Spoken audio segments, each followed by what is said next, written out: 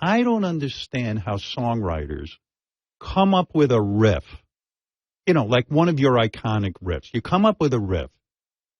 How do you know what to sing over it? And does it all start with the riff? Yes, it definitely starts with the riff. For me as a vocalist, I try to insert where the guitar isn't at times. You know, we'll do, you know, like Sandman, for instance. Then the verse is, you simplify the riff so the vocal has its place to jump around, you know? Kirk came up with that riff. I know I've read like 3 a.m, Kirk, you're laying in bed, and you heard that Correct. kind of riff. And I know Lars then said to you, why don't you do this and this and this to the riff? But play the original riff, Kirk, that you came up with before you even showed it to James. Literally, Howard, it was at 3 o'clock in the morning, and I played it like this.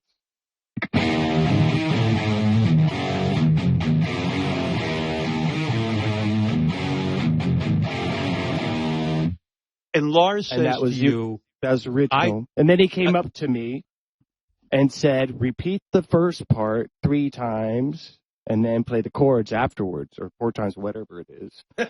So I said, okay.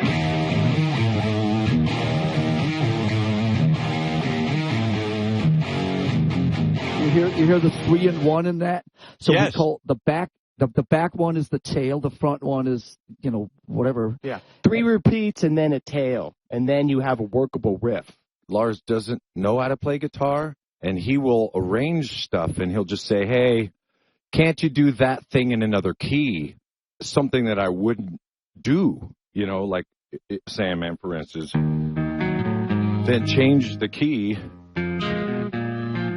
It's like, I wouldn't do that. I can't pick that. And then it'll be a challenge. It's like, okay, I can do that. So there's a lot of pushing of each other, you know. Same with like drum stuff too. Exactly, yeah. Like, James, hey, yeah. can't you do this thing there? And it's like, I would never have thought of that. And yes, I can try that. Give me a day and I'll come back and it'll be worked out. But the main thing, thankfully, with this bunch of guys is that when we go into a songwriting situation, we leave our egos outside, and it's not, it's my guitar, don't tell me what to play. Oh, I'm the drummer, you know, just stay away. You know, it's like, James, well, how about this part? How about that? Why don't you try it on the toms? Of course. And I'll throw stuff back to James, go, why don't you try this? Try a different key. Why don't you downpick it, but instead of try to galloping it, or try to go chugs instead of double picking or whatever. And that there's that freedom because there's trust. And when there's the trust, there's the love. And then you know you're not, there's nothing that's going to happen by getting into each other's stuff that's going to affect the relationships, and that's a great thing. Was it an intentional thing not to put out any videos for MTV? Because one of the things I dug about the band in the early days was it was mysterious. well, for me, I remember we wanted to have a video on there. They wouldn't touch us for sure. We were not Asia or whatever all the other, you know, videos that were up there. We weren't that. They were kind of the enemy, you know. And basically what I remember of it is there was so much talk about Metallica. Why don't you have a video for Metallica? So it's like the fans and the people around us was requesting something. So it kind of put it in their minds like, hey, we need to pay attention to this band. So it was almost like now they're asking us to do a video and we get to do what we would like to do, not we have to fit their mold. Did you guys make videos before that and submit them to MTV and they'd say, fuck you? No. We're not putting, no. Wow. No, I mean, there was definitely an element at that time of we don't belong and we don't fit in and we're not part of that cool club. And so we've played both sides of that, which is we're not cool enough to be on MTV, and that can really quickly, when you douse a little bit of cynicism on top of that, then it's like, well, fuck you, we don't want to be on MTV. You know what I mean? That's a real fine line. Yeah.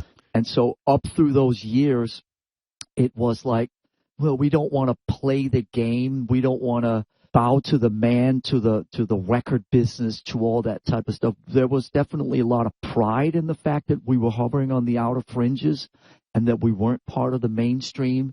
But were people telling you, like, man, you guys got to get with it, your careers aren't going to last? I mean, there must have been a tremendous amount of pressure to put some spandex on and get on MTV. So we didn't feel too much pressure, but it as the records kept coming out and there was no video, it almost became a thing. You know, Metallica is the one band that's not releasing a video, and then finally on the Injustice for All album, we had the song One, and somebody had the idea that this was a song that could really be visualized in a way that would fall outside of that kind of hair and spandex and that formula that 95% of the videos were at that time. There was something dark about that song, and there was something obviously sinister and really unique about it. And there was the material from the Johnny Got His Gun movie, and then I think it was Cliff and a few other people kind of came up with this idea about doing a video in the spirit of the Johnny Got His Gun movie and actually intercutting it with that footage. And then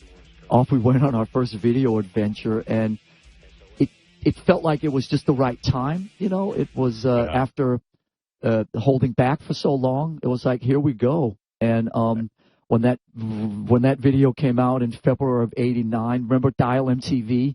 It was all about Dial MTV every afternoon. On that Monday it premiered straight at #1. And it literally changed.